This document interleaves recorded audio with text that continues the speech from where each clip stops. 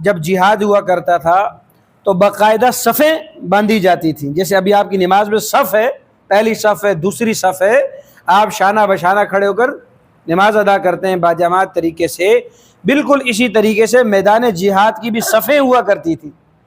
تو اب اس دور میں اگر صف کی ترتیب ہو تو بھی، اگر صف کی ترتیب نہ بھی ہو تو بھی،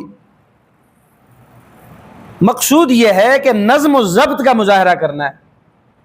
انڈیا والوں نے باقاعدہ ایک منظم پالیسی بنائی سازش کی کہ کسی طریقے سے پاکستان پر حملہ آور ہوں اور سارا یہود کفر ایک ہو کر پاکستان کے مقابلے میں آ جائیں اور پاکستان کا وہی حال کر دیں جو فلسطین کا حال کیا ہے، وہی حال کر دیں جو عراق کا کیا تھا، وہی حال کر دیں جو شام کا کیا تھا، وہی حال کریں جو برما کا کیا تھا، وہی حال کریں جو افغانستان کا کیا تھا.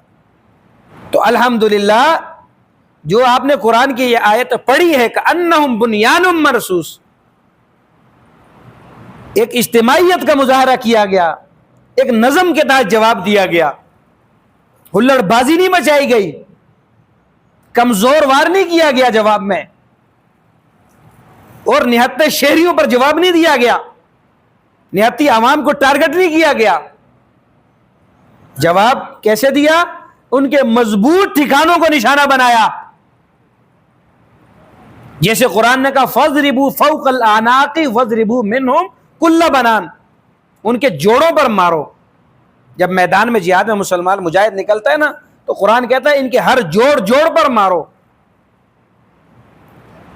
تو انہی آیات کو سامنے رکھتے ہوئے ہماری افواج نے جو ضرب لگائی، کاری ضرب لگائی، جو ان کے مضبوط ٹھکانے تھے انہیں ٹارگٹ کیا.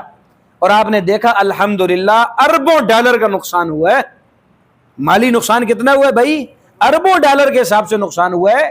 ہر قسم کی فوج، فضائیہ کی ہو، بری ہو، بحری ہو. ہمارے حافظ صاحب یہ تمام کے تمام مبارکباد کے مستحق ہیں. مستحق ہیں کہ نہیں ہے بھائی؟ اسی طرح ہماری عوام بھی مبارکباد کے مستحق ہے کہ جنہوں نے ڈر اور خوف کا مظاہرہ نہ کیا بلکہ فوج کو یہ کہا کہ ہم آپ کے ساتھ مل کر لڑیں گے انشاءاللہ، اور صرف زبان سے نہیں کہا بلکہ میدان میں نظر بھی آئی. تو انشاءاللہ آئندہ جب بھی اللہ نہ کرے اس قسم کی کوئی حالت سامنے آئے ہم پھر بھی انشاءاللہ ساتھ ہو کر مقابلہ کریں گے انشاءاللہ. تو اس لیے کفر کسی قسم کی غلط فہمی میں نہ رہے اور یہ ڈر دل سے نکال دیں، خوف دل سے نکال دیں. میں آپ کو گزشتہ جمعے میں یہ بات عرض کر چکا تھا کہ جس وقت آپ نے بسم اللہ کی کہ ہندو کتنا بزدل ہے، وہ گائے کا پیشاب پینے والا آب زمزم پینے والے کا مقابلہ. یہ میں آپ کو 2 مہینے سے بات سمجھا رہا تھا. کتنے مہینے سے یہ باتیں کی تھی کہ نہیں کی تھی؟ میں نے کی تھی کہ ہماری افواج ایک مرتبہ بسم اللہ کرے پھر اس کے بعد دیکھنا یہ کتنے بزدل آپ کے سامنے آ جائے گا. اور یہ ساری صورتحال آپ نے سامنے دیکھ لی. کیوں؟ یہ ساری چیزیں ہم نے اپنی آنکھوں سے دیکھی ہوئی ہیں، یہ زبانی جمع خرچ نہیں ہے. الحمدللہ یہ چیزیں اللہ کی فضل سے ہم نے میدانوں میں دیکھی ہیں. دشمن کیسے مسلمانوں کے آگے بھاگتا ہے. صرف ایک دفعہ پریکٹیکل کرنا پڑتا ہے، تھوڑا سا پریکٹیکل. جیسے کتابوں میں تعلیم حاصل کرتے ہیں نا، پھر پریکٹیکل کرتے ہیں، تو ایک مرتبہ پریکٹیکل کرنا پڑتا ہے. بدر احد والی زندگی پر پریکٹیکل عمل کرنا پڑتا ہے، پھر اللہ تعالیٰ مدد بھیجتا ہے، پھر اذا جاء نصر اللہ والفتح کا وعدہ پورا ہوتا ہے. انشاءاللہ کریں گے نا انشاءاللہ.